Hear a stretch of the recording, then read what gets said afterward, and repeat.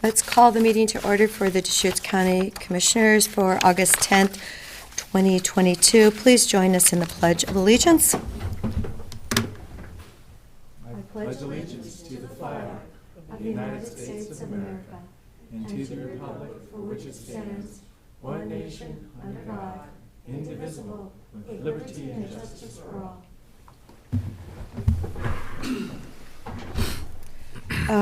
We do have citizen input.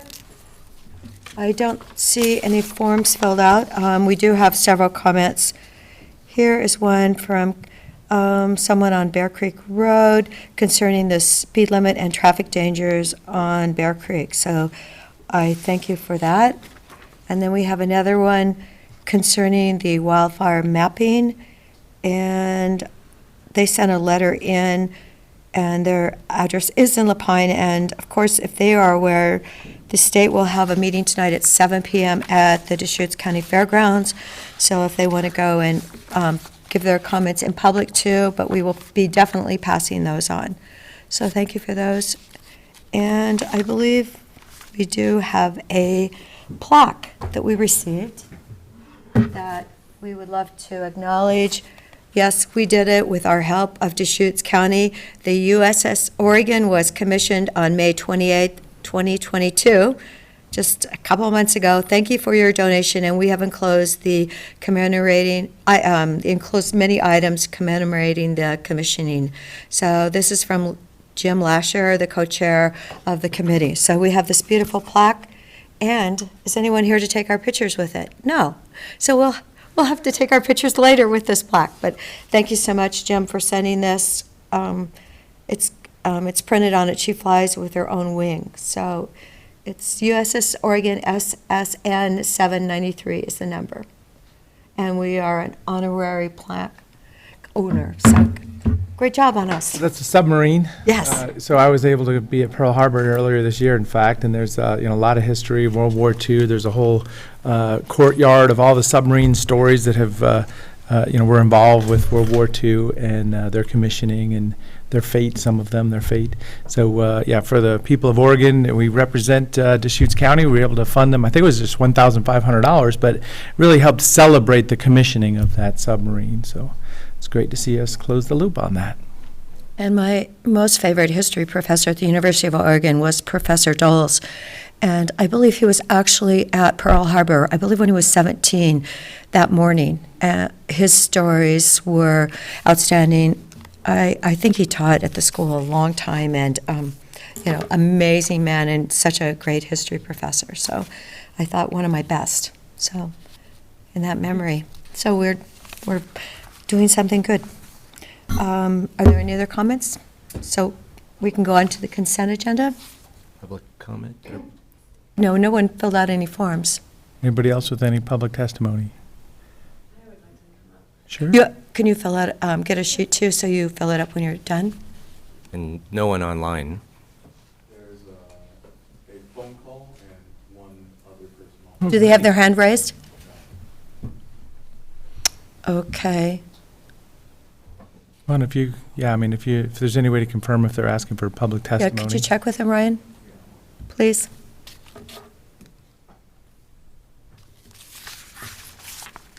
You can finish that form after testimony. Yeah, go ahead. You can do it afterwards. You don't have to write it all down now.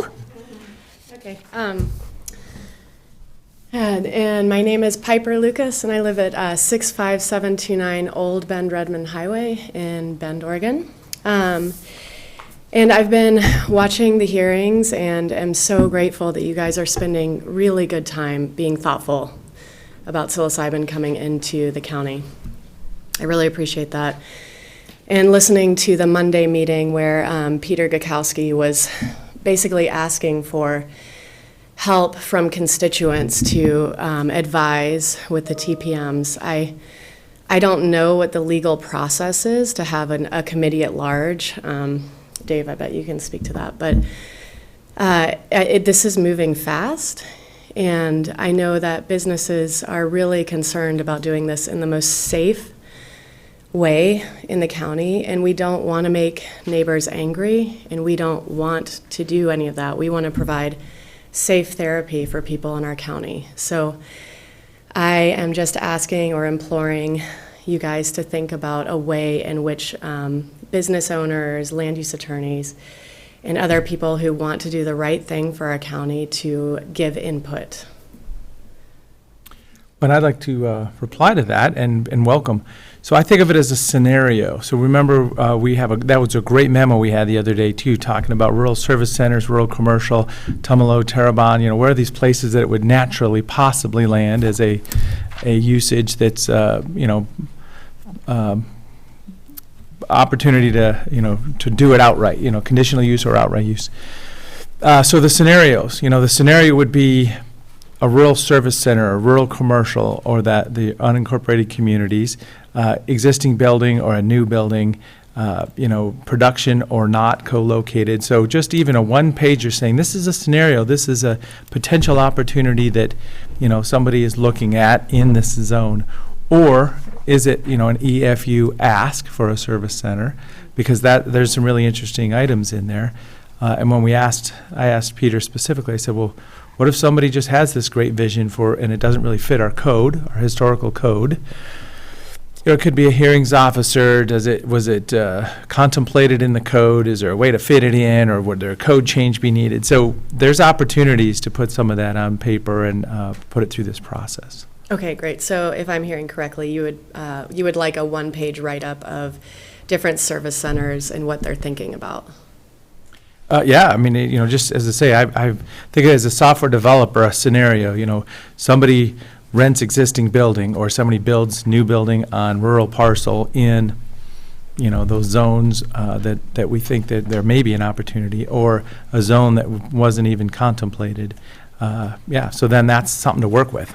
Okay, thank you. And I guess I'd like to say that the staff memo we received the other day may have been classifying psilocybin service centers under an inappropriate occupancy use, which, all the zones where a service center would be authorized flow from that occupancy use classification. So I think that as we continue this discussion, we need to both open that item back up, and I had also suggested that we,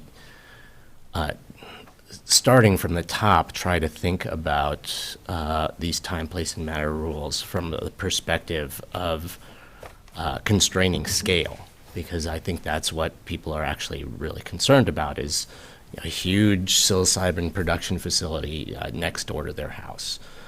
So if there's ways that we could take a scale-based approach to putting sideboards around psilocybin production and service centers, as opposed to a zone-based approach, I think that would better serve us. So I am actually hoping that we can see a significantly overhauled staff memo next time we deliberate on this issue. So, Conversations are happening. With that in mind, I would recommend that members of the business community who are contemplating psilocybin businesses feed us suggestions along those lines. How could time, place, and manner rules be structured to allow economically feasible, viable businesses to occur, but also be appropriately scaled so they really won't be a significant disruption or concern within neighborhoods? Thank you. That's good feedback. and thank you, Piper, for coming. And I do want to point out that 4 counties where Measure 109 did pass are actually referring opt-out measures, and that's Clackamas, Clatsop, Jackson, along with Deschutes. So we weren't the only one that made that decision. We do live in a democracy. I believe 24 counties are putting it on the ballot in numerous cities. So thank you. Chair Adair, Yes. if I just may offer, we will, Peter Gutowski and the team will be coming under other items today to continue this conversation. So you may not see it on the agenda today, but if you'd like to tune in, the board will discuss it more this morning. That's kind of piece number 1. Piece number 2 is whatever the board's direction is today will just be the starting point for the public hearing process. So there, Peter's watching now, and the team really looks forward to your participation throughout the hearing process as well. So tune in more this morning, and then please stay involved. Thank you. Nick, do you have a sense of when that other item will come up during the morning? Should be this morning, actually. It should be this morning, and thank you, Commissioner. We're not going to be able to, just given we were all consumed yesterday with our chief financial officer interviews, we're going to respectfully request to pull the State of the County presentation at 10. So if the board would like to discuss that as the first other items topic this morning, we could schedule it for around 10, if that's when the board has 1 hour from completed now. the other agenda items. It might even be a few minutes early. It could So, be. Could be. Thank you. Yeah, thank you. Great. Thank you so much, Piper. Ryan, did you check? Yeah, they're here for item 11. Okay, thank you so much. Thank you for doing that. Let's go on then to our consent agenda. Move approval of consent agenda. Second. Any further I discussion? have one note. There's 2 periods in the other items on page 8 from the July 20th meeting minutes, so it's just a full-on Scribner's item. And I want to put a special thank you out to Sharon Keith, who's our voice from above that's following the meeting, putting the minutes together, and leaving the county. So, we've just happen to have another open position here now, but thank you very much, Sharon, for all you've done over the years with us here at Deschutes County. And I also want to thank her husband, Ed Keith, who has been our forester, just signed his letter for 10 years. We're going to miss the team, and I wish them all the best. Yeah. Sharon and Ed have provided tremendous service to this community during their time with Deschutes County, and I wish them all the best with their next adventures. I know. Okay. So, Commissioner DeBonne, Yes. Commissioner Chang, Yes. and the chair votes yes. So now we are actually on item number 11. And that is with restorative justice grants. And is Kathleen Meehan coupon?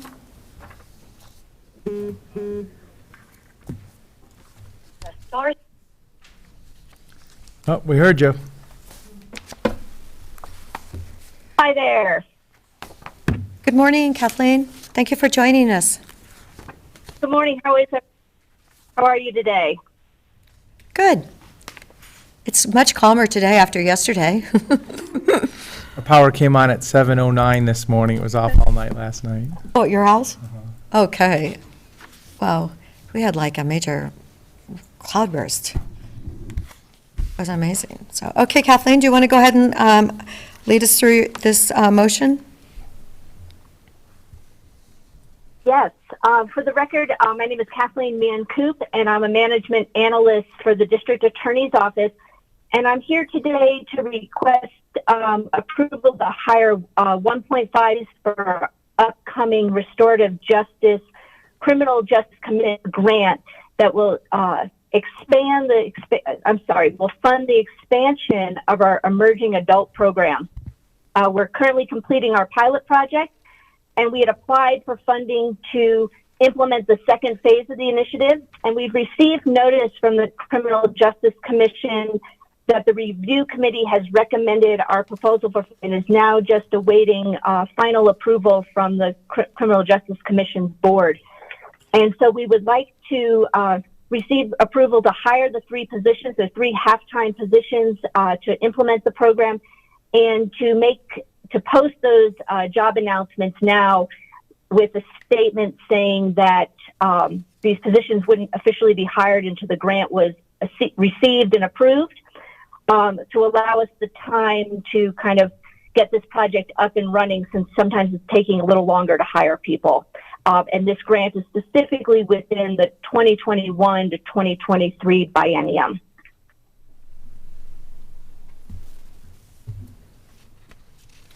Good.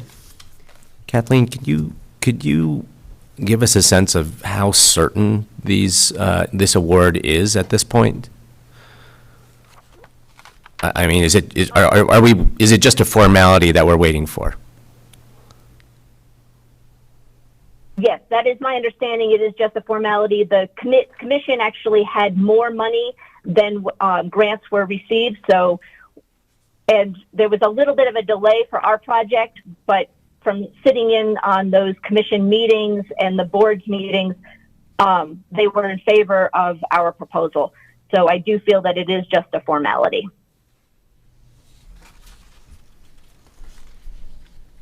So we have an existing program, we're adding 1.5 FTE to that program, so we're expanding it a little bit for up to 50 young adults. Just kind of understanding the big picture here. With relatively certain Yes, funding. so we are going to be expanding. So right at the moment for our pilot, we've implemented it for 13 young people, had 5 graduate so far, meaning that they completed the program requirements and have not been suspended for any new crimes during their program participation. We had 2 young people that complete the program requirements and they revoked from the program. And we have 6 that are still participating, and we're on schedule, at least as of right now, to completely finish the pilot project in mid-December, with hopefully everyone graduating. With our expanded program, we'll be expanding our criteria a little bit for who's eligible, so we can allow for up to 50 individuals. We'll also be expanding our partnerships. We'll be working more with Thrive, not just for the defendants, but also the victims, and providing more case management. And we'll be handling some additional, within those 50 cases, some cases that have more complex, maybe victims situations. And we'll be working very closely with Community Solutions of Central Oregon. And they will be providing the restorative justice on those cases, which is probably about half of the cases out of the 50 that we will be running through the emerging adult program going forward. And Kathleen, can you remind us again of what your expectations are in terms of results or outcomes, anticipated reduction in recidivism, or kind of what metrics are you going to use to evaluate the success of the program besides the number of people coming through? Right. So our ultimate goal is to compare and see an improvement compared to state recidivism rates for this age group. We'd like to see about a 30% reduction in young people that go through the program in the recidivism rates for that 18 to 24-year-old range, and comparing that not only to the state but also to our regular county numbers, which typically are in the range 60% of the young people recidivate at this current time. Great. That's a great goal. Thank you. And so I will say that goal, we will be watching it for a 1, 2, and 3 year recidivism rate, but the state's official definition for recidivism is over a 3-year period of time. And that's our long-term target, but we will be tracking it based upon 1 year and 2 years as we kind of move through the program. Great. And is this a We're Criminal also Justice hoping this will be Commission, another metric. Criminal Justice Commission effort that looks like it has a runway, next biennium kind of situation? Is this going to be discussed, or is it in the policy option packages at all, or have you heard anything about that? There is discussion about continuing funding for restorative justice, and there is a commission and a group that's going to be kind of leading that charge. They got the initial funding, which was $4 million for this current effort that we applied. We're one of the applicants for, and they are working to continue this for the next biennium as well. And the And people. also to touch base. Oh, sorry. Oh, go ahead. With regards to our goals, long-term goals too, so from data that we had received from the courts, that this particular age group is the least likely to pay restitution. And so our hope with the program too is to work with these young people to increase the likelihood that victims will receive restitution at the end of the program at a much higher rate than they currently do in the traditional court system. And then from an HR perspective, it looks like you're adding a half a DA, a half a victim assistance FTE, and these are people that, assuming that in worst case scenario, the long-term funding for programs such as this, it does not continue in future sessions of the legislature. These are people, you add a half of a DA. That is not a person that can only do the early intervention program. That's a DA that can, can perform many of the functions of the DA's office. So there's opportunities, if the funds to do this particular work don't continue over the long term, you can move those people into other duties within the DA's office. Yes, ideally. So we would hire somebody who would be qualified to prosecute cases, but they would be targeted specifically on this program. For the victim advocate, they could serve in any role as a victim advocate, but they'd be hired specifically with these grant funds for this project. And our program assistant would have the specialty to also serve potentially as a TA should funding and a position opened, and they would switch over. Great. Are all three of these half-time positions going to be recruited, or is this going to offset some current staff? That was my question. These would be recruit. You're going to recruit somebody for half-time? Yes. Okay. I know a lot of positions we've had historically, such as in the health department, it's really hard to recruit half-time. So It sometimes can be. We're hopeful. I mean, I'm a half-time person, so I'm hoping, my position's half-time. I job share with somebody else. So I think that there might be some interest in the position. I'm very hopeful that there will be in these positions. There'll also be an opportunity for some of them for the DDA position to be able to work remotely or work part-time remotely for these positions, which I think will increase the interest in them as well. Okay, great. But it is also part of the reason I'm here today requesting that we start the recruitment as soon as possible. Right. That does make sense, doesn't it? Thank you, Kathleen. Yeah. I guess I'd say given that this funding is almost certain, I'm supportive of moving forward with increasing these appropriations and adding these 3.5 FTEs at this point. On the freak chance that this grant program falls through or something like that, we've put out a position announcement, started recruitment, and we don't have to complete it. And you can have a position announcement out, you can receive applications, and then you can say, well, the funding went away and we can't move forward with this. So I don't see very much risk in moving forward at this point. Well, actually, the notification is next week on the 17th. So it sounds like it's going to be, final approval will be in a week. So it's good you're starting a week early.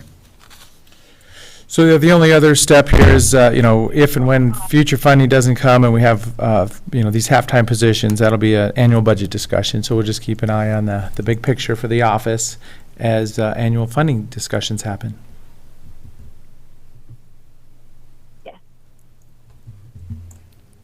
So do we have a motion? Yeah. So with that, I would move approval of resolution number 2022-056, increasing appropriations within the Health Services Fund and the 2022-23 Deschutes County budget.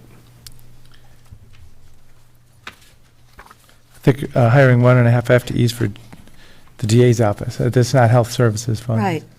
This is, Oh. yeah. I'm like, Next memo. I think, yes. Oh, Number 11, memo number. I'm sorry. I'm still in the consent agenda. Yep. Yes. That is my bad. It's okay. It made sure that we were paying attention. Okay. It's just, All right. Move to approve the hiring of 1.5 FTEs upon the acceptance of the 2021 Criminal Justice Commission Restorative Justice Grant Program. And I will second it. is there any further discussion? Commissioner Chang? Yes. Commissioner DeBonne? Yes. And the chair votes yes. So thank you, Kathleen, and thank you for reminding us that you share your job. So maybe there are more people out there that would be interested in doing that. Thank you. Thank you, Commissioners. Have a great day. You too. Thank you. Okay.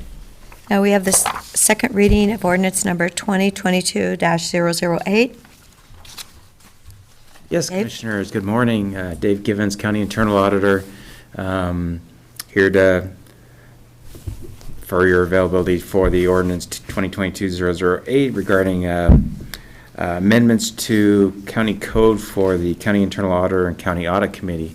So these are, I'd say, almost like housekeeping amendments because they came out of the Audit Committee's routine 2-year cycle of reviewing our county code for these two areas, and had some fairly, I'd say minor changes, and so this is the second reading. And any questions at this point? So no changes between the first and second reading? No. Just so, yep, we reviewed this last time, and I'm supportive. Basically, we're the Office of Internal Audit, so it's just kind of the terminology is changing a little bit, but the function is very much the same. Okay. The discussion at the prior meeting about the relatively minor nature of these changes, I'm completely comfortable with that and ready to move forward. Okay, so we need to have a motion for the second reading of the ordinance and then a motion for the approval. I'll move second reading of ordinance number 2022-008 by title only. Second. Any further discussion? Commissioner DeBonne? Yes. Commissioner Chang? Yes. And the chair votes yes on approval of ordinance number 2022-008, and ordinance by entitle only, of course, an ordinance amending Chapter 2.14, County Internal Auditor, and amending Chapter 2.15, Audit Committee of the Deschutes County Code. So then we'll need an approval of the ordinance. A motion for adoption, technically. Yes. Thank you. I'll move adoption of ordinance number 2022-008. And I'll second it. Any further discussion? Commissioner Chang? Yes. Commissioner DeBonne? Yes. And the chair votes yes. Approval of ordinance number 2022-008. I saw Aaron out at the county breakfast too this last Saturday or Sunday, whichever morning it was. Yep. So lots of good times getting out there and seeing each other out of the office even. So have a great Yes. day. Thank you. So, thank you, Dave. Thank you, Commissioners. Okay, we're now on item number 13, Oregon Living with Fire, and I believe that Jen would like to be added. Ryan, did you get that motion? What?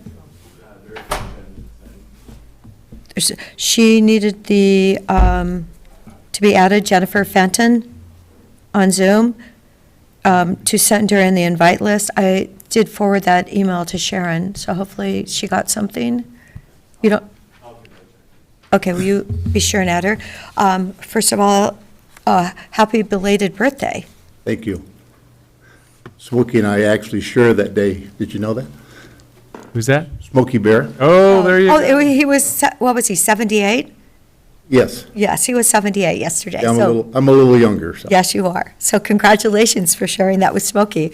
Well, thank you. Thank you. Well, good morning, Commissioners, and for the record, Joe Stetler, Deschutes County Senior Advisor. I know that Jennifer is actually watching the video, who is one of our co-coordinators. Jody Barham is actually on a fire on the Willamette and Umpqua, and we expect her home on Thursday. So thanks for the time today. Just a few things. This is actually, we're very close to the 1-year anniversary of having agreements in place and bringing Oregon Living and Fire back up to speed. And so as part of that, there's a requirement in the governance which establishes Oregon Living and Fire for updates approximately every 6 months with the 4 counties that are signatories to the agreement. We've hit Crook, Jefferson, and Klamath, and Deschutes County, this was the last one. So we've been able to update the commissioners on all 4 counties at this point. In your packet today, you've got a couple of things. One is just kind of an accounting of the work that has been accomplished, specifically in the program of work, and then specifically in the effort of grant writing. And one of the things that was surfaced by all 4 counties when we started bringing this back was adding capacity to the things that are going on here in Central Oregon within the landscape of Oregon Living with Fire. And so certainly not going to go through everything. I just want to highlight that capacity and some very recent developments that happened actually last week that came in after we put the agenda request. But so in your packet was the, if you will, the final program of work for 2022. The steering committee has approved this. Commissioner DeBone is on that steering committee. We're working on a 2023 program of work. Our steering committee will approve that in our next meeting. And so, and again, I want to highlight the capacity being added. So Jennifer, I see her now on the screen, is very skilled in grant writing. So you'll take a look at the grants that Jennifer put together with ODF and other partners and this particular spring, and that certainly added capacity to ODF. And then there was one that put together rural business development for Walker Range, and we're hoping to hear the results of all of that, and we're able to add capacity with doing that. Just a few other things. Jody has been really busy. She's now the chair of the outreach committee for the Deschutes Collaborative. In addition, we continue to participate with the Fire Adaptive Communities Learning Network, sharing successes and of what's going on in Central Oregon in terms of implementing the cohesive strategy.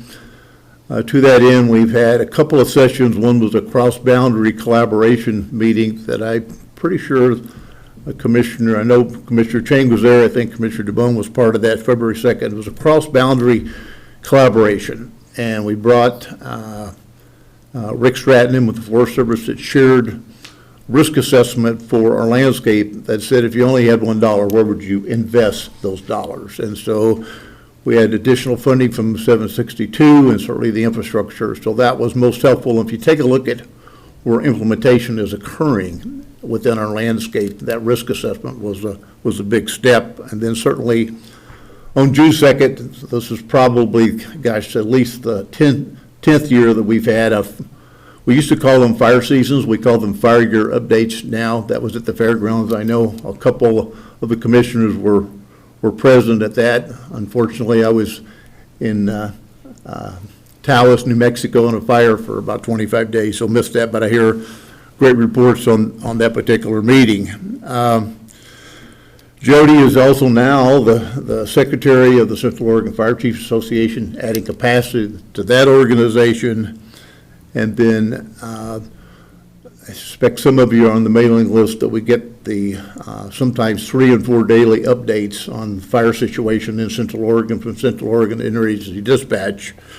By the way, we had over 100 new starts yesterday from the lightning, all of them quarter acre or less, except for one by John Day. Anyway, Jody has been filling in, sitting in on the public information desk there, updating that and giving other agency people a break when we really get busy. I think some of you were probably present at the City Club presentation, Living with Fire. Jody was a guest speaker along with others at that. And then we have it's a national and international cohesive strategy workshop. This is the 5th one. I'm the chair of that particular effort. It'll be in Asheville, North Carolina. Oregon Living with Fire will be a feature of that particular workshop. It's the second week in November in Asheville, North Carolina. So we're really pleased with those accomplishments. It's more than just attending meetings. It's actually helping people be successful with implementation. I do want to highlight two other things. We've talked about this a number of times, and we missed the opportunity because of timing last year with FEMA's BRIC grants, Building Resiliency in Communities. So we have 3 solid proposals that we're going to be working with those stakeholders. The first one, some of you are familiar with the Core 3 project, where I think the county received about $9 million to move that forward. The remaining balance for phase 1, we're going to be running at that with the BRIC application. It's about another $11 million there. High Desert Museum, we've been working with them to get Heart of Oregon to actually do defensible space work around that property, but they're very interested in a water storage sprinkler sensor-activated protection device. So we're working with the folks there for that application, and then a week from tomorrow, I'm actually going to Prineville in Cook County. They're interested in a combination biochar, biomass facility, and if that goes, then we'll have 3 viable applications, I think. And as we get more details of that, I'll talk with our county administrator about the process for that, and we'll update the board as we know more of that. The other one, the last one that literally just came in at the end of last week that I'm really excited about, I had a chance to meet with the new owners of Interfor. So Nyman Brothers and out of Wyoming, the 2 forest supervisors from the Deschutes and Fremont Wainema about adding capacity to the mill. Because of the infrastructure language, we think that meeting went really well. In addition to that, there's a new player in town, a company that would have a facility at Interfor that would take everything else that wasn't merchantable material and convert it with recycled plastics and make fireproof, fire-resistant material. And so that project is going along really well, and I'm excited about the report that just happened, and we've got that solid connection both with the new company and certainly with Nyman Brothers, and if that happens, if you think about, we've got a piece of wood that has value, and we've known for a long time that there'll never be enough money in the budget to treat the fuels, but we know there's enough money in the economy. So we can make pavers, building materials, siding, decking, that sort of stuff that sells. We've got an answer to that issue. So anyway, really excited about that. So that's the highlights of Oregon Living with Fire, what we've been working on for a year, and we have another year on the existing agreements with the other counties and the Forest Service. The budget is solid with that, and we extended the contracts for the 2 co-coordinators, and we're excited about what it looks like in the future. And so with that, open it up for any questions you got. So a couple thoughts. This is cohesive strategy from the highest level, federal government. This is that bridge between our local efforts and the federal government. I'm just kind of putting it in context. As a county commissioner, we know we do Project Wildfire. We try to just explain, educate, and outreach all year long for defensible space and fire resiliency. But this really is bringing it to the next level, coordinating multiple counties, regions, and being that bridge of information and best practices to the federal level and at the national, sharing forum. So just showing some excitement for this. It's just, we're all kind of stumbling around nationally trying to figure out, is it climate change? Is it overgrowth in the forest? Is it the aggressive putting out forest fires? Is it human development? And it's all of that, of course, but we've got to deal with it. So, thank you very much. I'm excited to be part of it. Couple thoughts. Interfor, that's exciting, news to hear about. What is the big opportunity there? We've known for a long time that we can chip up non-merchantable timber and have truckloads of chips, either nice white chips for paper or just biomass all day, every day. So what are we going to do with that? So we're just going to keep trying, learning, and sharing at that point. a fun thought is, what about wooden bridge segments? Somebody mentioned, so this is just jumping way off here for you to another big idea. Somebody mentioned that a wooden span is going to be 7 times lighter than concrete. We just happen to have a bridge that was sinking in the soil in southern Deschutes County. So just putting out a word for that, and it's been done in some places around the world. And, even if it's a wooden segment, they say that the big mass timber buildings, the wood will char, but it doesn't just start like a campfire because it's just a solid mass, so. Yeah, laminated timber certainly there's a lot of energy going into that. This product, because of the compression, it won't burn. And there's obviously. It'll char, but yeah, it won't start It like won't a even, fire. it won't even char. Well, okay. Yeah. So you're talking about the next product? The yeah. next Got product, it. yeah, the next product. And so obviously the railroad industry is very interested in railroad ties because you spend half the day putting them in and the rest, the next part of the day putting out the fires. Yep. So, yeah, there's a pretty incredible market out there, you bet. But thank you. I would like to say that Neiman Industries, that is in Gilchrist, I was actually trying to get funding through Connect Oregon for them to do the Burlington Northern upgrade so that we could take 600 freight trucks off of Highway 97. Unfortunately, that funding didn't fall to that group, but it's such a great company. A lot of people from Deschutes County work there, family wage jobs, and it is, I'm not giving up on that. So you haven't heard anything that they've gotten that funding to upgrade Burlington Northern, have you, Joe?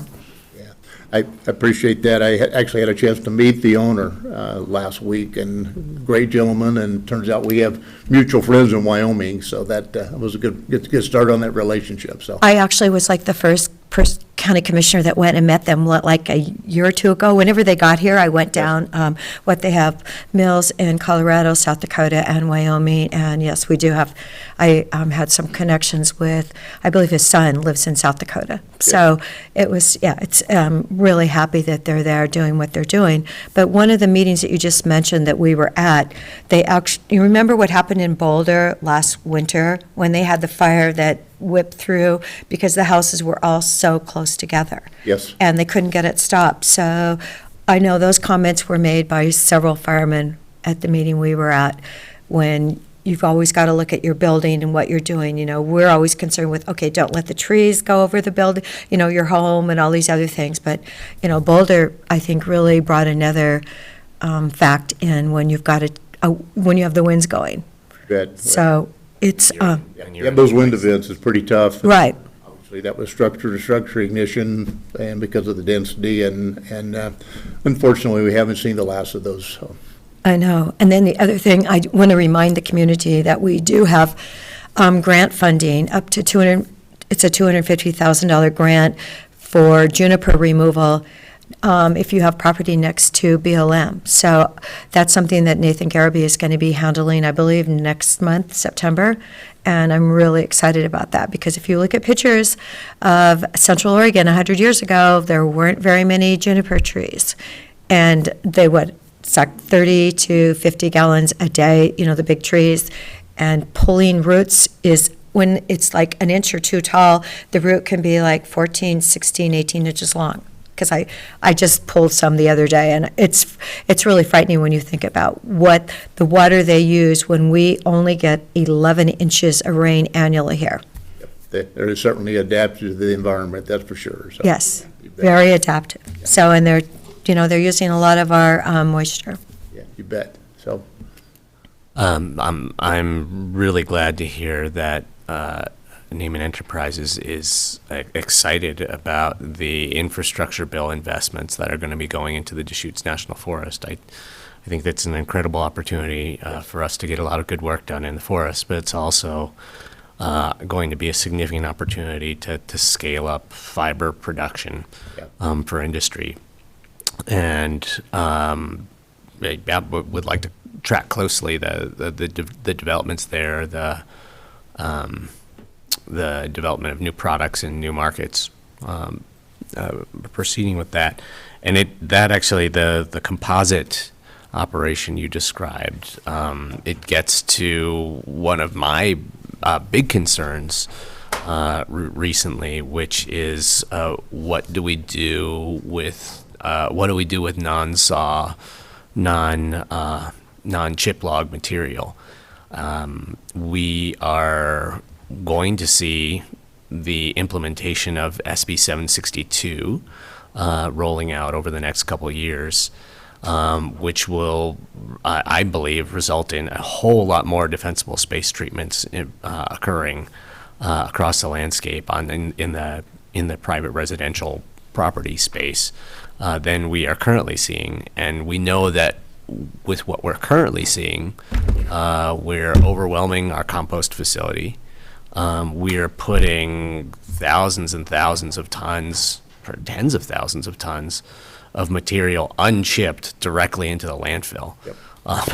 And filling up our precious landfill space. So it's, I'm so happy that those defensible space treatments are occurring, but we need to figure out what to do with the material that flows out of those treatments, and we need to do a better job of disposing of it in a more compact, space-efficient fashion. So that is one thing I wanted to ask about was I've heard you mentioned a number of Oregon Living with Fire initiatives that touch the kind of biomass or these composite materials type opportunities, but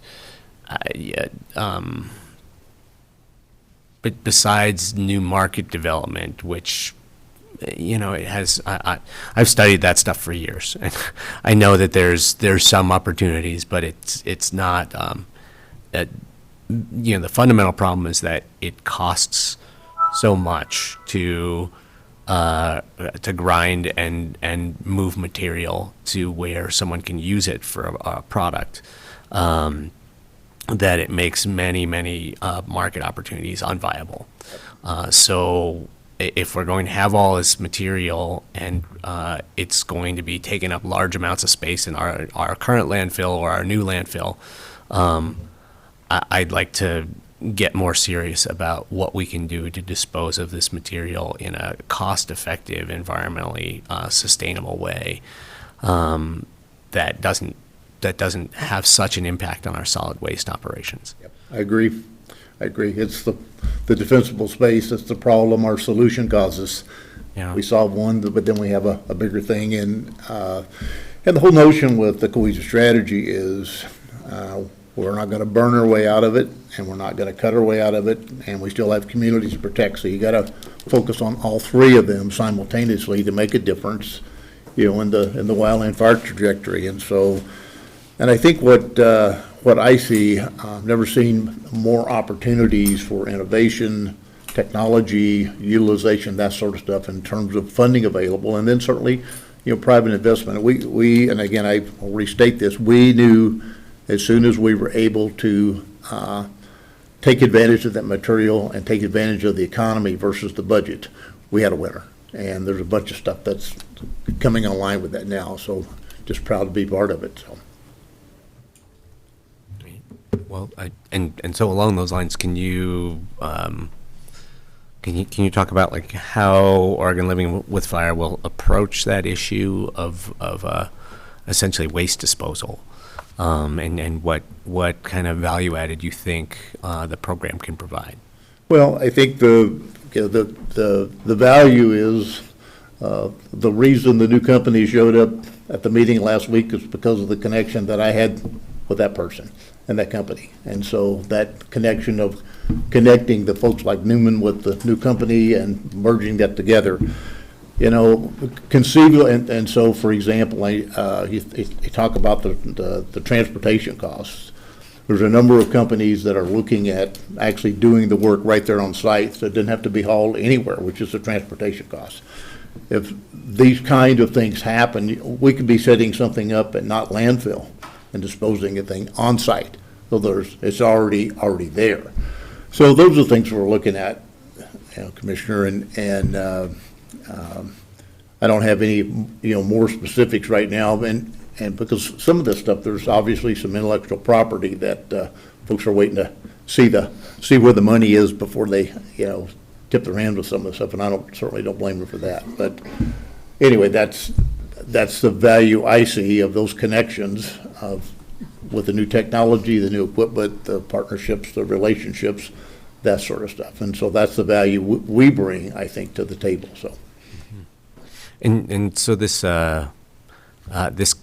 composite material enterprise, do you picture that actually drawing additional non-saw material into they're not calling it Interfor anymore. They're calling it Gilchrist Forest Products. Is that correct? That's my understanding, yeah. You picture that drawing more non-saw material into Gilchrist Forest Products, or do you picture that making better use of mill residue?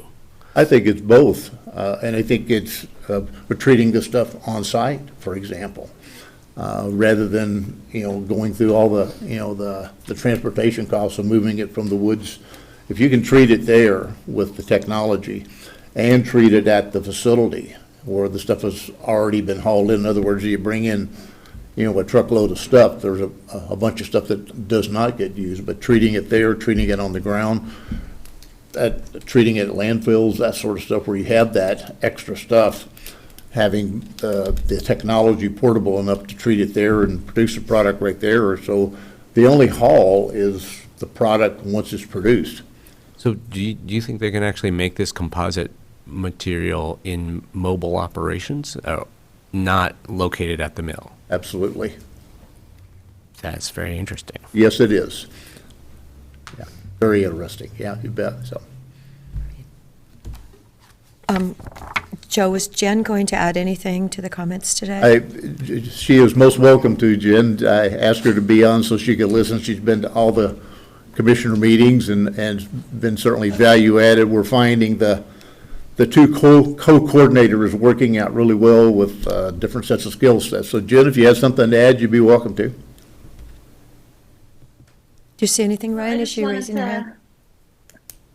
I just want to let you guys know, I am actually going to be attending several different webinars for upcoming grant opportunities that Joe already explained, but there's one specific one that just came out today that I'm going to, is the Community Wildfire Defense Grant. And so hopefully I'll have something to report back as far as, the how and what fors on how to apply for that if you're interested. But living with fire, I mean, that's where I live. So I'm hoping that I can add as much capacity as possible, whether research or writing or just anything that's going on for any of the counties that I support. So I appreciate the opportunity to work with Joe and Jody to do this, because academically, that's where I live. Who's offering that grant that you just mentioned? It is the USDA Forest Service. Great. Well, thanks for being up on all that. And if you see anything about juniper removal, would you send it to me, please? Or, I don't know. To the world. Yes, we need to actually find more juniper removal grants. So, Jen, I'd appreciate that. Till we get our next forester. I'm more the person that fits the project to the grant rather than the grant fit the project. So I've always got my eyes open for stuff like that. Oh, I would greatly appreciate that. Thank you so much. So, All right, and thanks for having me this morning. One of the last things I would say is that we are, unfortunately, or I'm sad to report that we will be looking for a new county forester soon. Or I've also suggested that we might consider revising the title for that position to reflect the emphasis on community wildfire protection or fuels reduction work or something like that. But I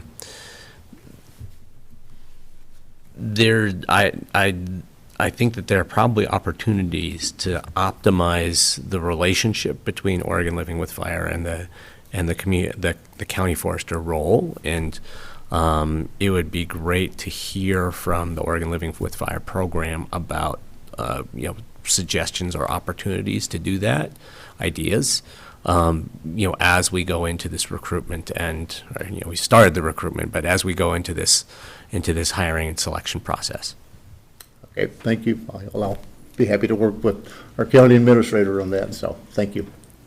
Thank you, Joe. You're welcome. Thanks for your time joining us today. today. Happy birthday again to you and Smokey. Thank you.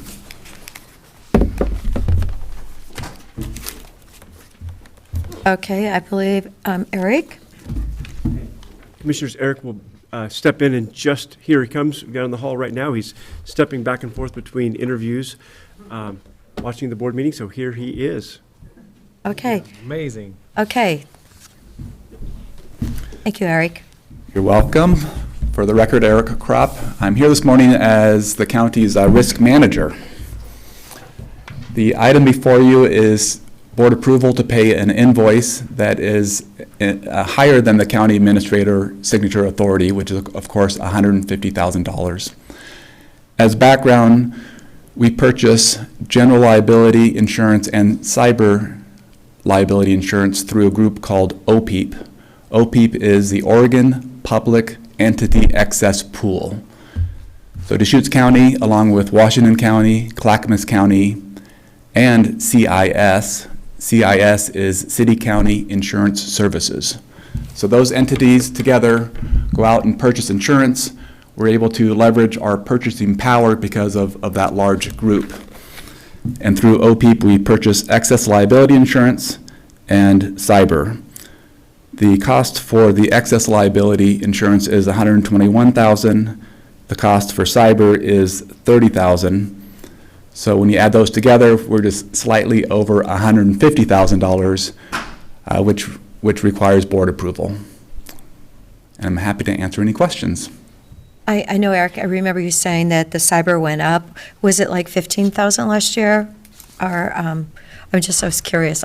Yeah, last year the cyber was just under 27,000. Oh, so it And didn't then- jump up that much? So it then. went up about $4,000. Okay. So 121,000 for excess general liability. So general liability of the operations of Deschutes County.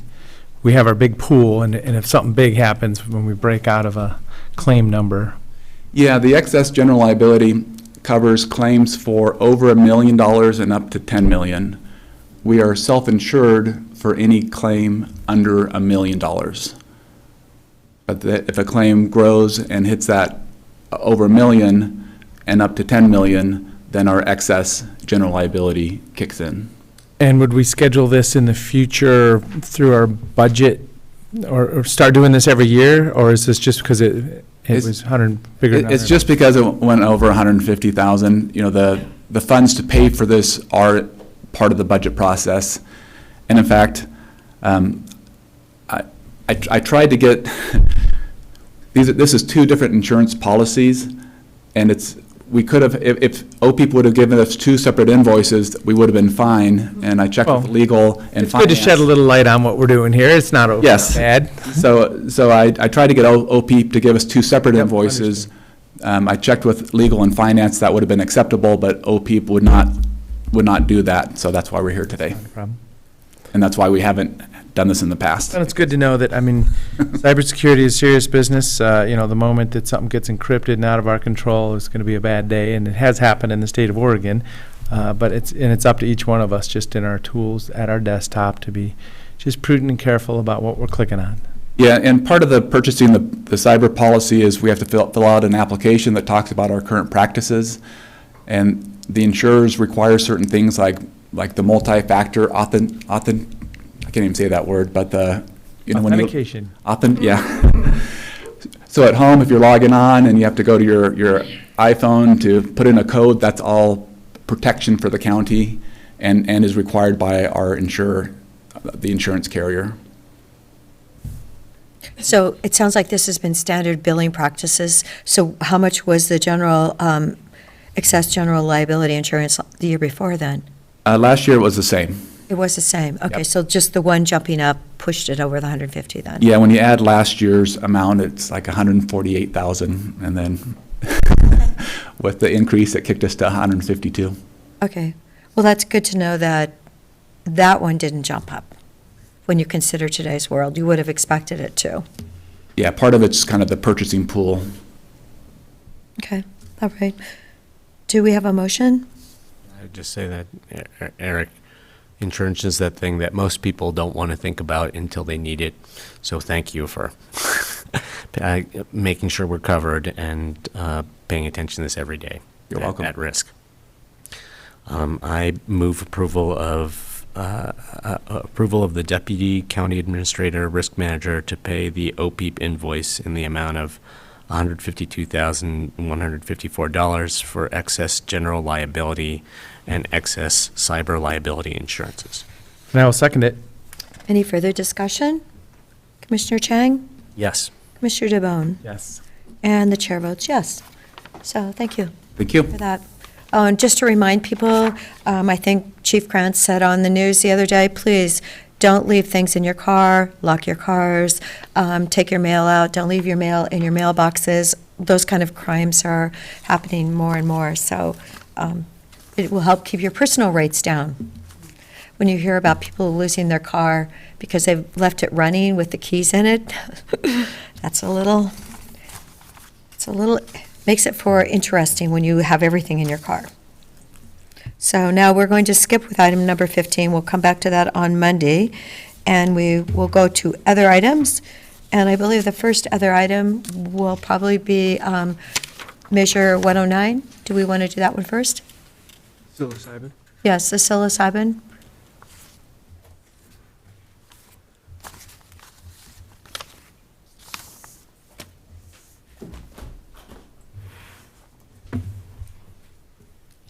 Good morning, Commissioners.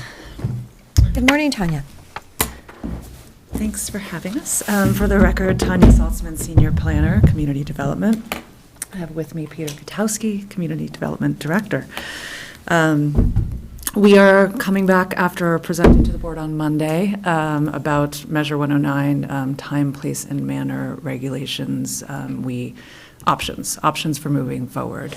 The memo, excuse me, that staff presented on Monday presented 3 different options ranging from less restrictive to more restrictive. I think the discussion was great. We kind of talked about a lot of issues that are going to kind of bubble up through this process. I found that very helpful as staff. Upon consultation with legal and discussions amongst ourselves, staff, we would like to recommend proceeding with the first option, which is the most restrictive option, and we have some reasons for that. And this is, again, just a staff thoughts the board can choose to do however the board would like to go. But given all the background that we've given before about the time frame and the kind of limitations on what we know, we believe that it's hard to make meaningful time, place, and manner regulations when we don't know the shape of what we're actually regulating yet. So there are still holes in that, what that industry might look like, what service centers might look like, et cetera. And we've had a lot of great input from the industry, some of it today saying, that they really want to be a part of this conversation. And as I acknowledged the other day, in a perfect world, we would have time to have work groups and sessions and all of that. And I think then we would really be able to drill down into those regulations. But alas, we don't. So I think that by starting with this option 1, this most restrictive, that allows us to kind of start at the basic foundation and then allow the public process, the hearings process through the Planning Commission as well as through the board, allow through that process industry representatives, other stakeholders, the public, et cetera, to tell us what they actually want, instead of us kind of guessing a little bit or assuming and building something, but maybe having to unbuild it a little bit. So starting at that baseline to have that sound foundation and then relying on input from the public, from the industry, to be able to kind of finesse it and tell us what they want, because we don't know what they want. And that's kind of our strategy, our thoughts behind recommending that option. That's kind of. Thank you very much for the recommendation and the justification. Also, for the service center options, they're basically all the same, right? And all That's three. correct for all the options. And that's the meat of the story right there, probably. Right, I mean, I think that's, yeah, as discussed, whether that issue is co-location, whether that with production or other aspects, the size, us picking kind of relatively arbitrary kind of regulations without the input of the industry or others wouldn't necessarily get to the best or the most reasonable regulations. So we do want to hear from the industry. We don't have the time to do work groups, so we think that kind of starting the kind of lowest, the most restrictive, and then allowing them to say, but wait a minute, we would also like this, or we would like this. Allowing that to be built from the bottom up would be the kind of the most strategic way to proceed. I don't know if Peter or legal counsel has, or Will, hi Will, has any additional kind of finesse to that conversation, but I welcome that. That would be great to hear. I know even the word reasonable brings up a great debate. So, yes. That's And correct. we know how Youth Activity Center works, so if reasonable is that way, yes, great. I'd just like to, before we get into this, I'd just like to say that I have witnessed many public agency planning processes where the first proposal out of the gate is basically what ends up happening. And I appreciate CDD's statements of a desire to engage with with the business community that are interested in these businesses, but it doesn't.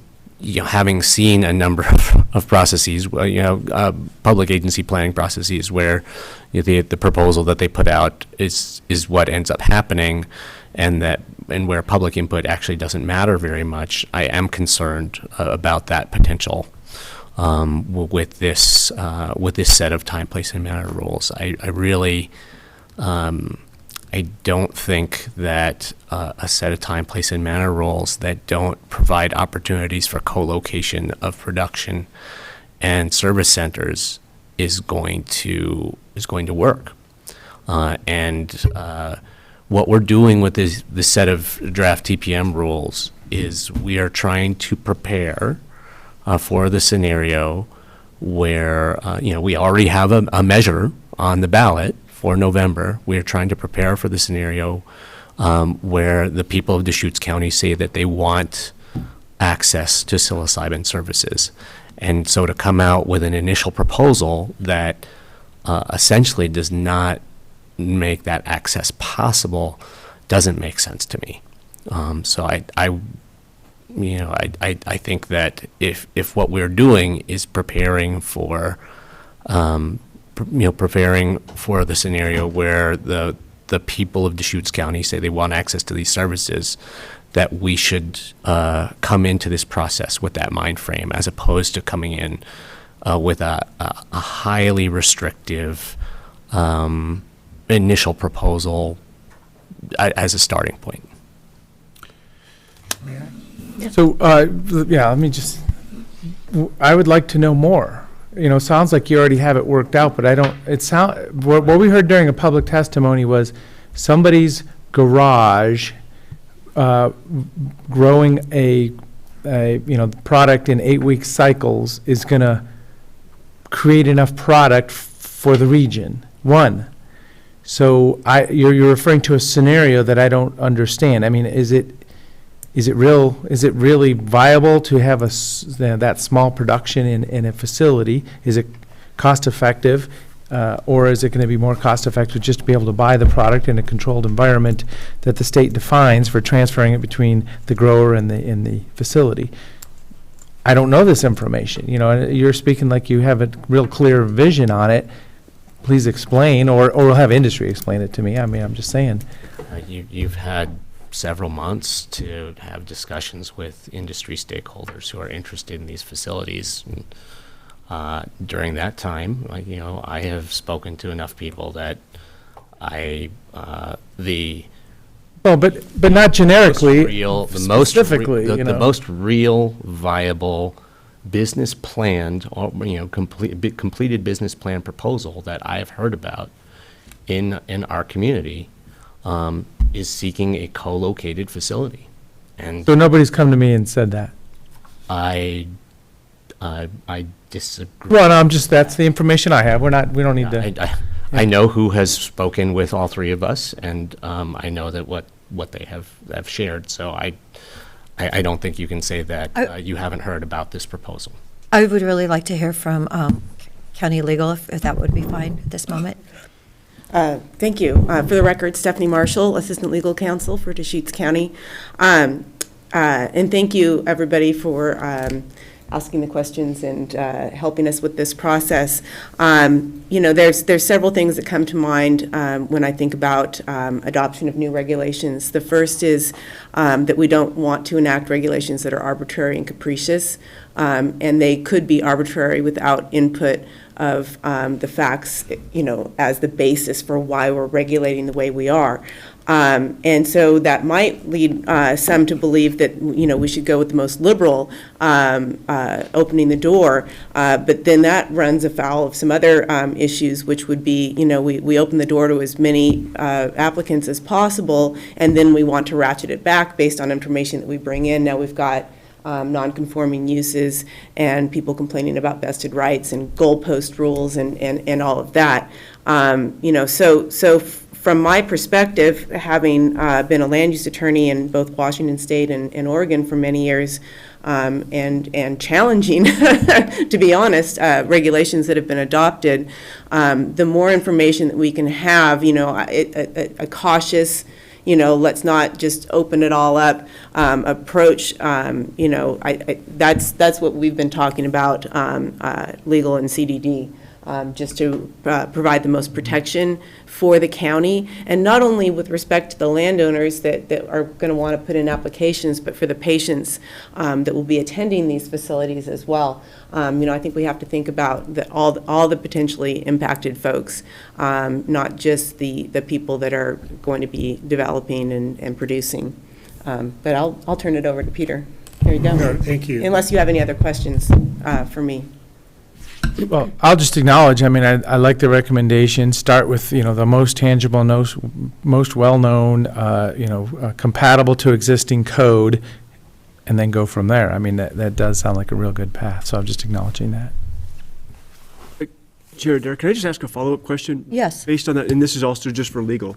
If the initial proposal is noticed for the most restrictive with just these zones, if through the public hearing process an additional zone is proposed or scale a zone, does it have to be re-noticed? Because I know just in prior years, as we've done a major amendment to an existing text amendment, we've had to re-notice it. I'm just curious about any notification issues that could come up if there is a significant change to whatever we initially propose.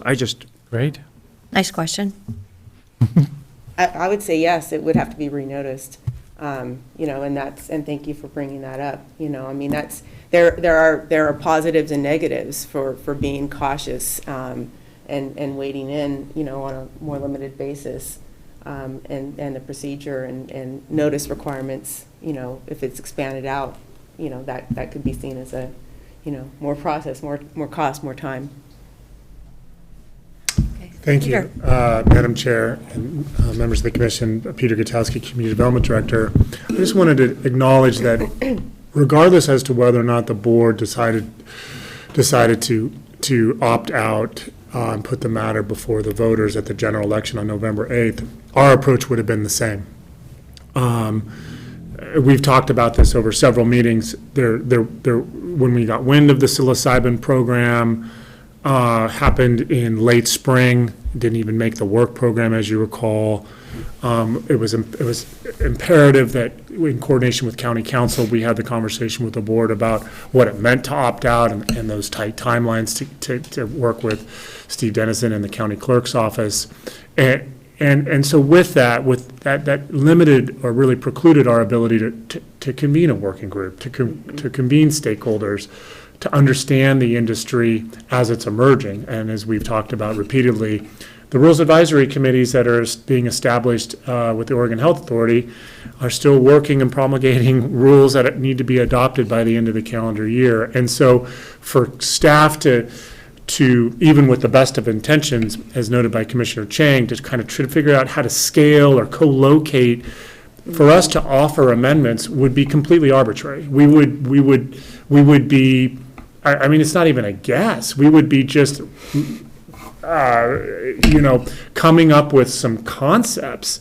And the sensitivity in Measure 109 about having reasonable, which isn't defined, time, place, and manner amendments, that's why it compelled us to start conservatively based on similar uses, whether they're medical or have a commercial activity, and we're talking about the service centers and where psilocybin can be grown. It's recognized to be grown under the law. In exclusive farm use zone, we found that was the most justifiable approach that we could begin developing findings. But that does not mean, just again to emphasize, that over the course of the public process, as we hear testimony and evidence from the industry, that can't substantiate why we need to amend the code.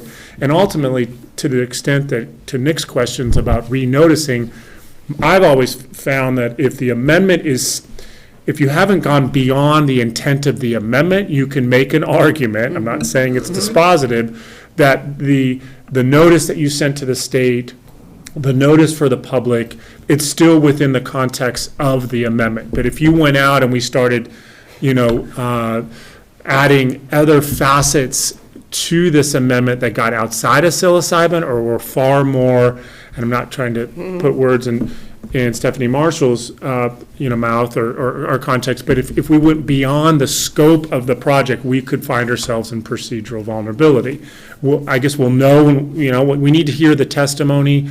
We need to, I think, welcome the Planning Commission's process and recommendations, and certainly as we get closer to the Board of County Commissioners, to the extent that there are some very, assertive proposals to broaden the scope of what was initially proposed, that's, I think, when we would lean on legal counsel and ask, do we need to modify the 35-day notice? Do we need to broaden the notice of public hearing that occurs before the Board of County Commissioners to ensure that we're not fouling or poisoning the process? But hopefully that's helpful, because again, from CDD's standpoint, we are truly not trying to unfairly put our weight on a scale to affect the psilocybin industry. It really just starts with all those factors that I've summarized thus far and what we've been talking about over the course of the last several weeks. Peter, I appreciate you laying out that process, but let's just look at how this issue has proceeded within the county so far and how responsive we've been to public input and testimony. We said we wanted to consider putting an opt-out ballot measure on the November ballot. We said we should talk to the public about that and hear what they think. We heard from 80 people, almost 90% of which were opposed to putting an opt-out measure on the ballot. And what did we do? We voted 2-1 to put an opt-out measure on the ballot. So that doesn't give me a whole lot of faith that the people of Deschutes County expressing their preferences and will is respected within this county organization. So I just have real concerns about starting this process with a highly restrictive, unworkable set of time, place, and manner rules as a starting point, because we could hear from 90% of the community on these draft rules that they need to be changed and modified, and people could come up with very reasonable, very technically and professionally informed recommendations, and they could just be completely ignored. And I'll direct those comments primarily at my fellow commissioners to say, I have no faith that we will take public input on these draft time, place, and manner rules seriously. And these are we are putting in place the package to play out the scenario where the majority of Deschutes County voters say they want psilocybin access. We are not, and so I think that at this point, these time, place, and manner rules, we should take a different perspective than if we didn't pursue the opt-out ballot measure, because this is the contingency, this is the scenario we are putting in place for if the people of Deschutes County say they want access to these services. Thank you for those comments, Commissioner Chang. As someone who does live in the rural community, I really appreciate starting at the most restrictive, and you can always go from there, but if you start out letting everything go, it's really hard to pull it back. As someone who ran for office because of what was happening in our rural community, the fact that 19 of the 24 precincts in rural Deschutes County voted no. You'll notice on the list of cities that have opted, that are putting the opt-out on their ballot, Bend isn't putting it on the ballot. Actually, even Redmond isn't. None of the cities in Deschutes County are putting it on the ballot, but it's not like people cannot get it in Deschutes County at a later date unless they're added to the list. But it's a relatively small list of cities, and with cities, I feel that you have different areas of the city where you could do the operation, especially if you're only talking about doing something that needs 500 square feet and a center. And in the county, none of the facilities we have can be overnight. And I think a lot of people that are in the industry really want to offer a whole experience. So I'm very comfortable with starting restrictive. Want to listen to people, but I see what's available, and if really what Ryan said was we only need 500 square feet to grow enough psilocybin mushrooms for Deschutes County, I just have to feel that we're starting out conservative and, very safe, and we can go from there. It's much easier to go that way than to go the other. And I would just say that we could start with a very conservative approach that's scale-based as opposed to zone-based. And that would be a whole nother way to approach this topic and to come up with adequate protections for all of the concerns that people have about these facilities.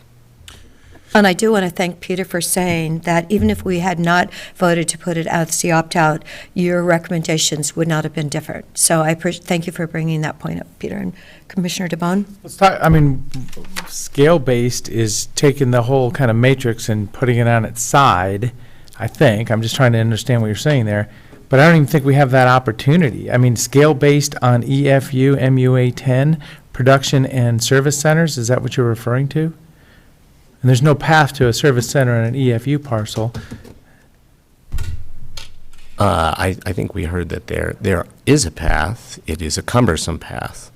And it is a cumbersome path that we don't want to undertake if we don't know whether people want to do this, because now we have an opt-out measure on the ballot, and because there could be, it could be a substantially, it could be a contentious process. But the way to control for it being a contentious process is by making these facilities so small that people take a look at it and say, like, oh, I'm not worried about that. So I just think that we when you say small, what are you envisioning?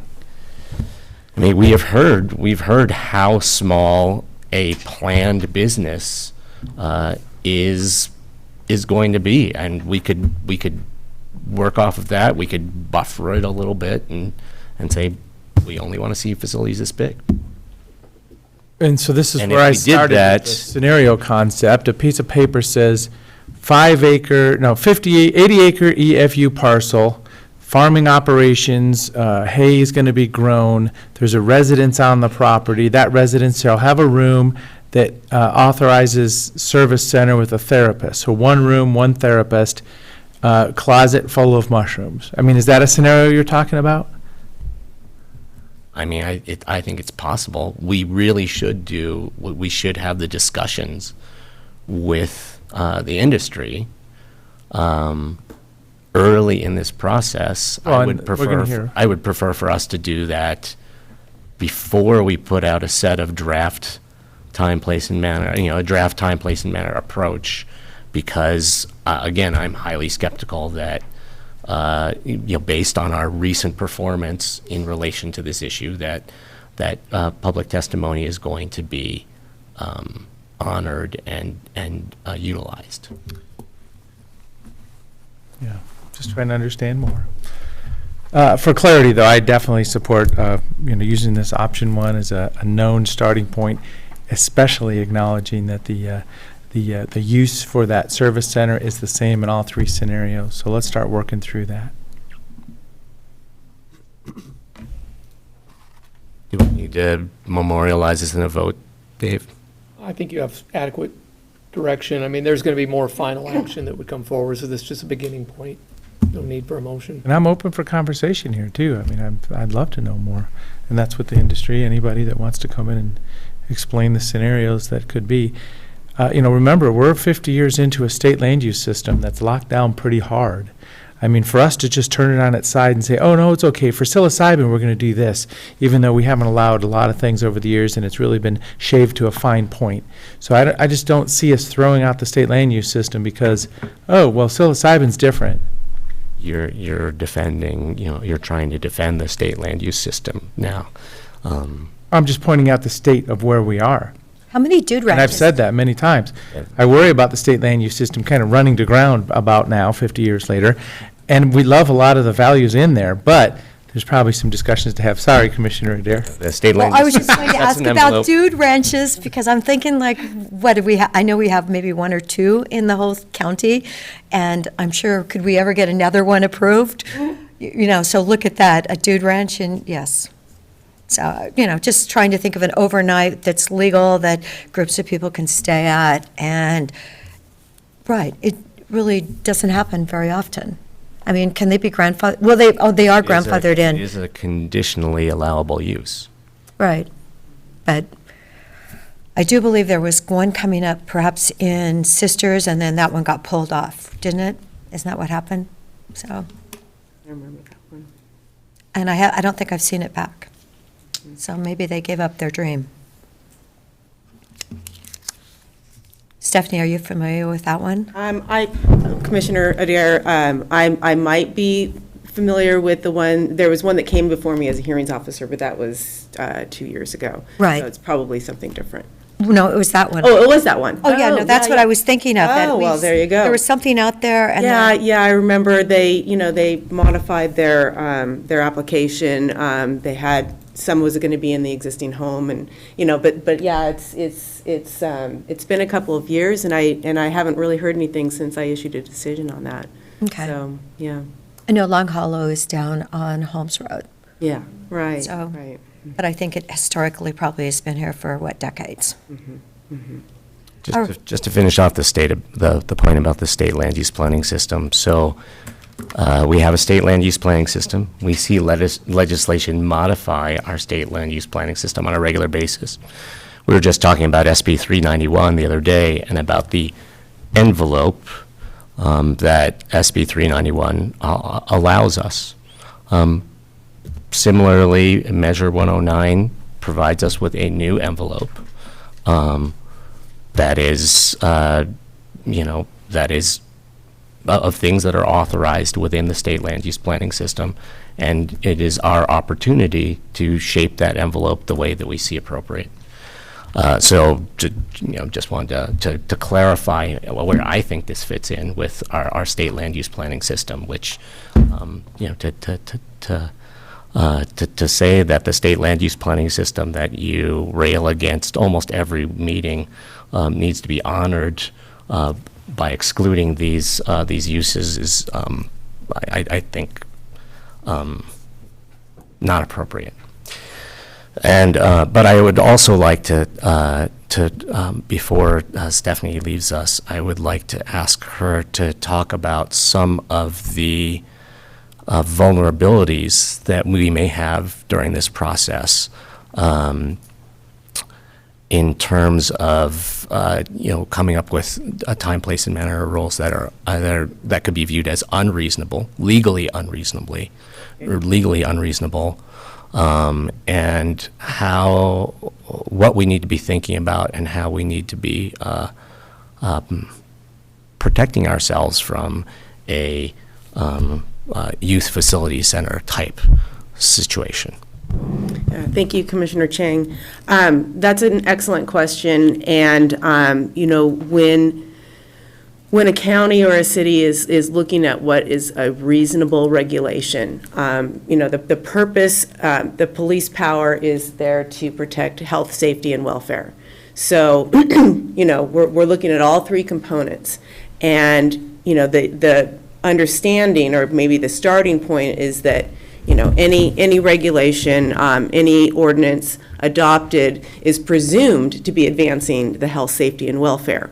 But if the board is to enact an ordinance that says, you can't have more than a 250 square foot, service center, because we're just, we think that it's going to be super impactful, and you've got all this testimony that shows, to the contrary, that would be arbitrary and capricious. It would not be reasonable. So the reasonableness is one level. Arbitrary and capricious is when you have facts in the record, or that have come forward to the board at hearings, and you've disregarded those and put those aside, maybe based on preconceived ideas, or I just don't like it, or not in my backyard type of arguments.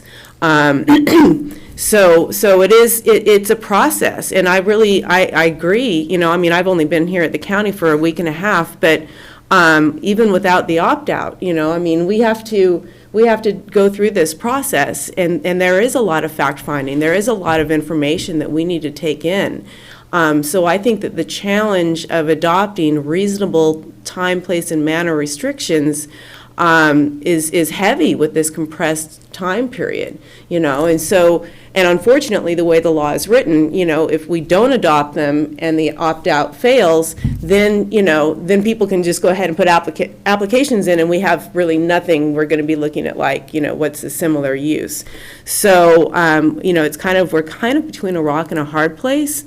And like I mentioned earlier, it's not just the property owner and the surrounding property owners, it's the people coming to the facility, and on the land use side, we're not going to be having anything to say about, that's Oregon Health Authority, as to who's there and how are they licensed and all of that. That's outside of the realm of land use.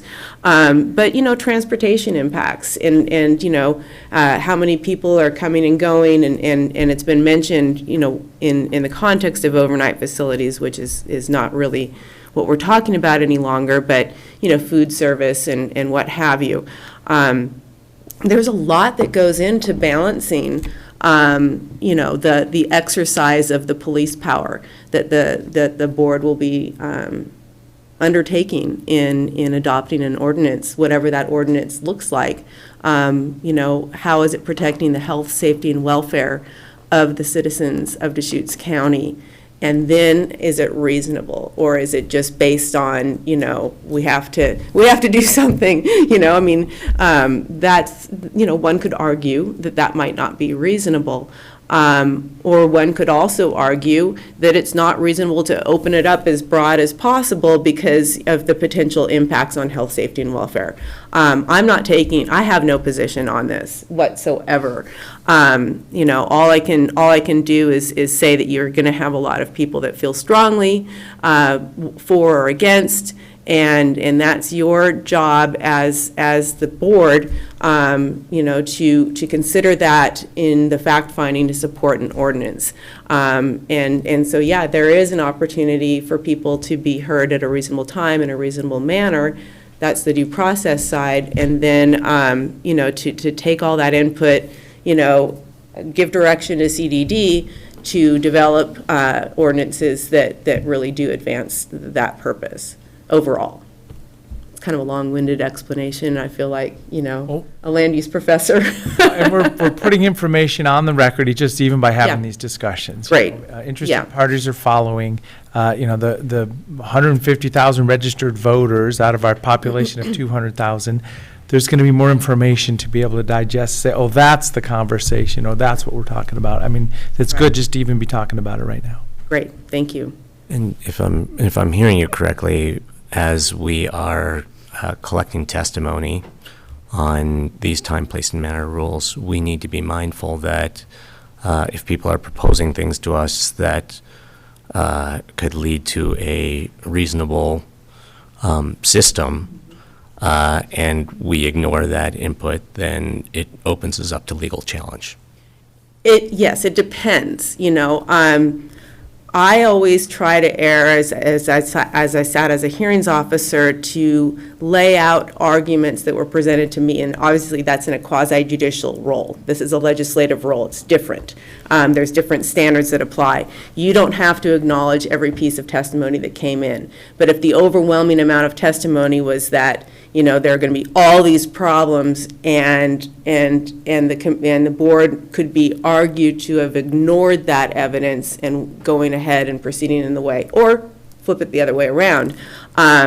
But it is a different standard for legislative actions than it is for quasi-judicial. There is an amount of discretion. More discretion is allowed to the legislative body, which is the Board of County Commissioners. You don't have to, if there are 200 people that say we want it and 10 that say we don't, that doesn't mean you have to go forward with what the 200 people want, not at all. It's really the quality of the evidence that comes before you and the consideration on the record, which is what we're developing. So, but ultimately, you're the policymakers. You're the ones elected to make these decisions. And legislative decisions might look like quasi-judicial, but they're not. Okay. Thank you.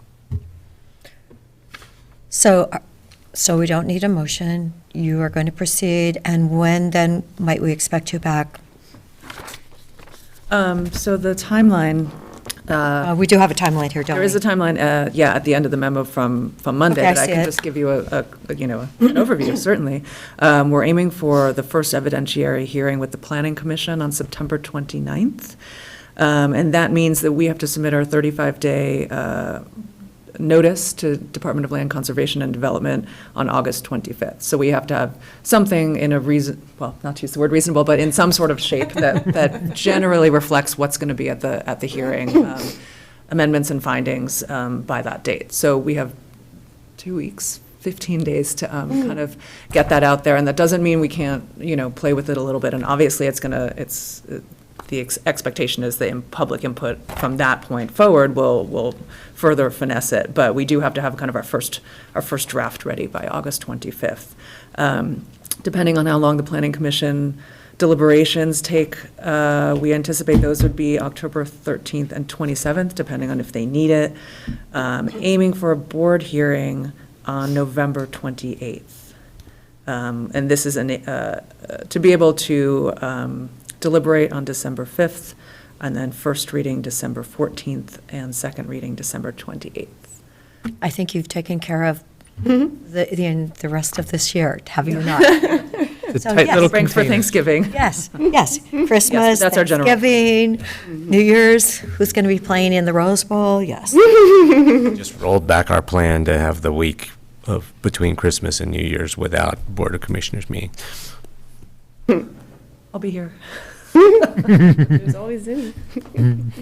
Zoom. Oh, yes. Okay, great. Thank you. So it is, Stephanie. just to follow up on that, basically our next step is we're not coming back to the board in that interim period. We are kind of moving ahead with kind of drafting based on board direction and for that 35-day notice, correct? That is correct. We will be initiating a legislative amendment and formally notifying the Department of Land Conservation and Development and giving the Planning Commission the opportunity to hold the first evidentiary hearing. Are there other county jurisdictions going down this path parallel with us? As we understand it, Jackson, Wasco, and possibly Hood River County, but I suspect, I do anticipate Wasco and Jackson developing TPM. Jackson County, as I understand it, is considering an opt-out ordinance to refer to the voters, but they are also contemplating a set of TPM amendments if that opt-out fails. Wasco County, to my knowledge, is not referring the opt-out to the voters, but will be developing TPM amendments to get them in place before January 2nd of the new year. Well, and that'll be a good sounding board or comparison to see, according to their county code and what we're proposing and they're proposing. You'll be able to. We're tracking and talk with them. coordinating with Yep. them, and as I think we mentioned, there are going to be nuances because the zoning schemes within each county differ. We're such a unique and diverse county in terms of our various zones and unincorporated communities and whatnot, but I think you'll see, and we will certainly report back on it, a similar approach as the one that was outlined under option one. Again, just due to the scheduling and the challenges of going through a formal legislative amendment and developing TPM amendments that can be justified.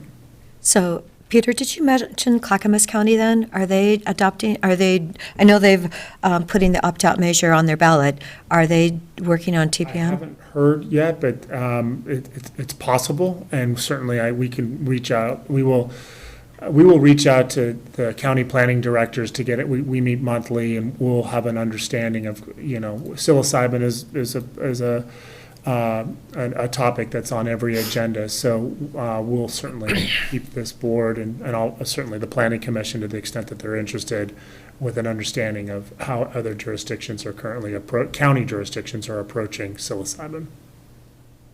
Okay, so they list that Sherman and Wheeler were still undecided, but I haven't heard about those other counties. they're on my memo they're undecided at this moment, Yeah, I mean, as of yesterday. Deschutes County, as I take a breath, is at the forefront of this issue. You are to my knowledge, you are the first county that officially adopted an opt-out ordinance to refer the matter to the voters. You are the first county that has directed staff to develop TPM amendments and with a specific concept in mind.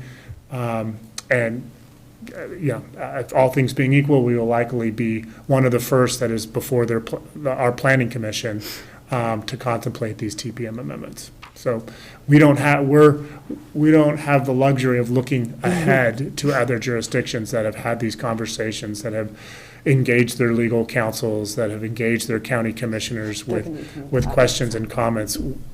I dare say most counties are tracking our process, and we have been very transparent about with the memorandums.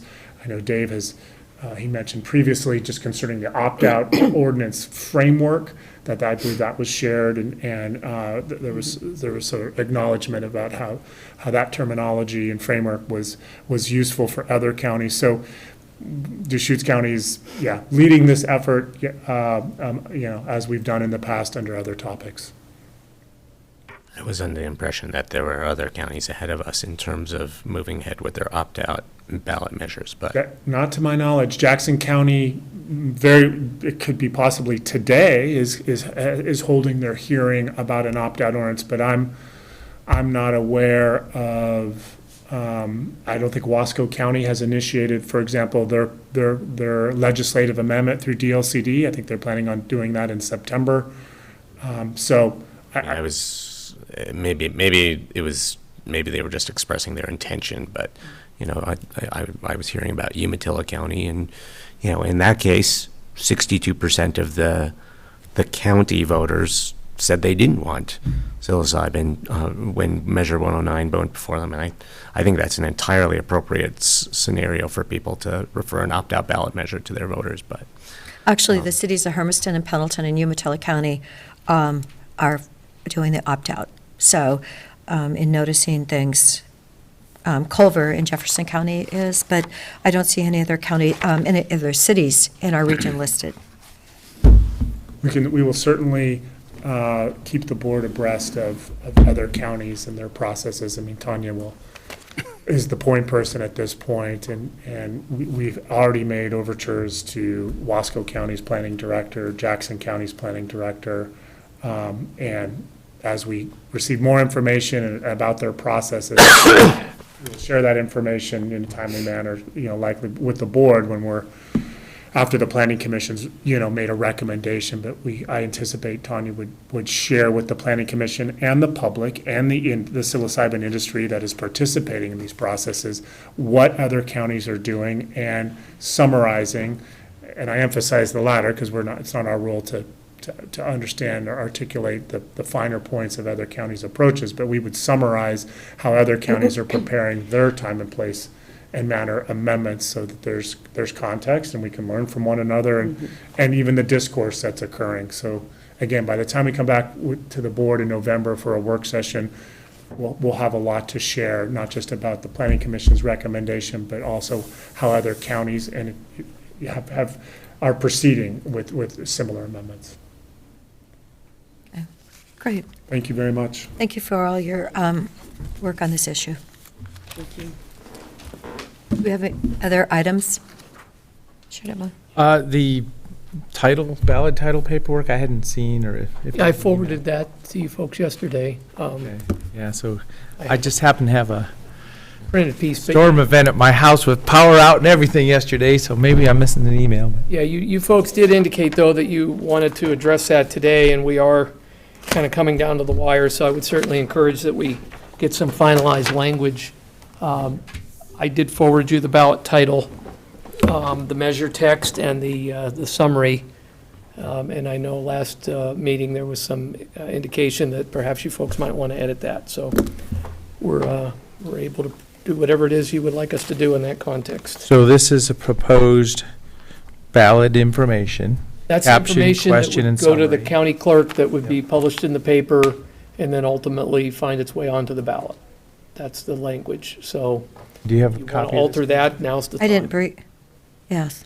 Well, if we want to maybe, yeah. Make copies? Yeah, maybe, yeah, so let's all get focused and make sure we have. I have a So copy. here's yeah, if we can get another copy for Commissioner Dare, and we can all just come back in a few moments. Should or be in we're your gonna- email that you can. Well, that's true. If That's you, what I was going to look. oh, okay, well, Go away. well, and I'll read it out here just to see how it Could you sounds. read it too. out? That would- Concerning psilocybin manufacturing and service centers in unincorporated Deschutes County. Shall psilocybin product manufacturing and service centers be prohibited in Deschutes County's unincorporated areas, and in brackets says outside of city limits, ? So that's the question to vote yes or no on. Right now, I will note the caption you read, that has a 10-word limitation, and the question you just read has a 20-word limitation. And I believe we're right up to the max on both of those. Okay? The summary has a 175-word limitation, and we do have a little bit of flexibility in that. We're not up at the 175. I don't know exactly what we are. I can count it quickly here. I usually rely on the clerk to do it because he has a machine and does it a little different. But we have, I think, quite a bit of room in the summary if there Okay. were some. I mean, my only suggested addition, which we discussed the other day, would be to add to this first sentence in the summary, including 52.8% of Deschutes County voters. And I think that is entirely appropriate background to share with the voters of Deschutes County. You know, the example I just gave in Umatilla County, where people voted 62% against Measure 109, I would want to tell people that. I would want to tell the voters that, you know, when this came before the Umatilla County voters a year and a half ago or 2 years ago, 62% of you said no. And in our case, in Deschutes County, I believe it's appropriate to say that 52.8%, or a margin of nearly 6,000 voters in Deschutes County, said that they wanted access to psilocybin services. Well, the fact that we're protecting the public safety of rural Deschutes County, where I believe it was 19 of 24 precincts voted against it, we know it can be in the cities. None of the cities to date in Deschutes County have put in for an opt-out. So I feel that that's just as relevant. And, it's the rural community that will be impacted, the unincorporated community. We also heard about, well, we know that service centers are not allowed in residential neighborhoods, which makes large parts of any city unavailable for these facilities. And we also heard that land simply costs more per square foot or per acre in a incorporated area versus a non-incorporated area. So in terms of the realities, that practical realities of providing access to these services, excluding unincorporated areas, it will have impacts on accessibility of these services. And I'd just like to emphasize again that we are not just the land use authority for the unincorporated portion of Deschutes County, but we are the local mental health authority for the entire county, both the incorporated areas and the unincorporated areas. And we should view psilocybin as for what it is, a potential treatment that has been rigorously studied by many top medical research institutions across the nation, and found to have efficacy in treating anxiety, PTSD, depression, and addiction to other substances without being addictive itself. So as the local mental health authority, as the community mental health program, I think it is our responsibility to provide access to these services.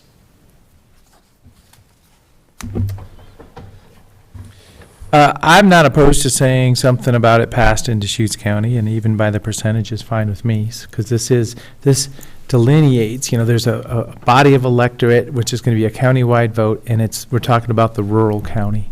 I'm not opposed to what you're asking here, so Yep. Well, just letting you know. and, to the people who you want to vote against it, to vote yes to opt out, maybe such a small percentage margin will be motivational for them. It could help your cause. I'm here for all the people to make good decisions. I don't have a cause in this situation. I was speaking to Commissioner Adair, who Okay. doesn't want the percentage in there because she doesn't want. Oh, well, yeah, so I'm just starting. Yeah, this is, if we can come up with some words. Commissioner Dare, are you opposed to changing this, or? I was comfortable with the way it was. Okay. So let me just read this first part of this then. So in November 2020, Ballot Measure 109 was passed by the electors of Oregon. The measure created a statewide program to allow licensed providers to administer psilocybin-producing mushrooms and fungi products to individuals 21 years of age or older. So in November 2020, Ballot Measure 109 was passed by the electors of Oregon. So if we say something about passing, approved in Deschutes County so I don't mind having that in there. Approved in Deschutes, by Deschutes County voters. By what was it, 52.8 or something? We could say 52.8, we could say a majority. Well, I don't have a preference between those. Okay, then just, I like 52.8. We live in a 49-51 world. Yep. And this is good information. This is rural land use, so even somebody in a city can say, okay, is this the intention? And we're working on the land use. So now we're going to know more. We're going to have more information by the time that people vote on this. So, I mean, if you want us to get this to a vote or everything. I mean, we could also, that's in that same first paragraph, we could take out mushroom and fungi, because mushroom are fungi. I think that's redundant. There you go. That'll save us 2 words, Dave. Well, I think we we don't have a word problem. have ample words, so if you want to add I think I'm hearing you say you would want a second sentence there after the first one saying Ballot Measure 109 was approved by 52.8% of electors in Deschutes County. Mm-hmm. Or you could just tack on a comma and a paragraph and a phrase that says, including a majority of Deschutes County voters or 52.8% of Deschutes County voters. Whatever the board wants me to put, I'm happy. It's your call. So now I just want to see it, I guess, however we're going to write it down. So do we have to have that approved today, or can it come back to us on Monday? When does this need to be to Steve? I think it needs to be approved today. I Today? don't want to cut it that close. Okay. I'm not comfortable. If there's a glitch and the clerk catches it, you're putting me in a real bad spot. Yep, not a problem. I mean, but we're wordsmithing now at a level that, We have a couple of executive sessions. Do you want to just maybe type up a couple of options and then come back after our executive sessions to, If we could do that or have. That would be great. they can see what it looks like? I don't know, I'm just. sure, I was planning to be at the executive sessions, which is going to make it a little difficult to go up to my office Do and both, type yeah. these things out, but Okay. that being course. said, Well, and so today's, It sounds like the we wording can is- schedule at 1 How o'clock. many words are we doing? well, we have 175 word max. I have to do the count, so I don't know exactly what we have. When I did count it a while back, I thought we had a pretty good gap. So the full sentence, I believe, would fit. So the just adding to the first sentence would also fit. I'm pretty confident, but I need to do the count. Yep. I don't mind reconvening at 1 o'clock. I've I mean, got, it's a Wednesday. I made it. I don't want to make you reconvene just on account of that. no, I have, Sounds like that's not going to work. Got it. Yeah. Made an appointment. That's fine. Because it looked like this Yep, one was going yep. to end early. I mean, so it sounds like we had two proposals. We either have a have- second sentence that says ballot measure 109 was yeah, approved by can you check the words on yours? Yeah, I've got the words. Is it just this section that we count? Yes. Because that's 138. That's words. Yeah, so he did a word count. He's got 138. So we're good? So, yeah, that's why I said we had so we're plenty of good. room for a sentence. So as I'm hearing two options here, two proposals. One is a new sentence, an additional sentence. Ballot measure 109 was approved by 52.8% of the electors in Deschutes County. The other one is, at the end of that first sentence, take off the period after Oregon and put comma, including by 52.8% of the electors in Deschutes County. I like a second sentence. The first comma? one. No, the first one. You want the first full second sentence? Yeah. Okay, and Commissioner Chang wants the comma? I'm fine either way. First full I'm sentence? just trying to keep you within your word limit. Okay. We will be within the word limit. We will add that, and that'll be part of the summary on the document. I will have to redo the SEL 805, which is the election form that you authorized Commissioner Adair to sign back on July 20th when we handled this previously. So I'll have another one of these later today for your signature, Commissioner. You want it signed today, then? If you're available today, yeah. Sure. Yep. Decision made. Thank you very much. All right. And that's right, people can actually put in documents to support it, or either way. Yeah, there's a voter's pamphlet. Folks will have an opportunity to put arguments for and against, run campaigns, I suppose, whatever they Well- all choose to do. Okay. Sounds like we have a plan. So, any other items?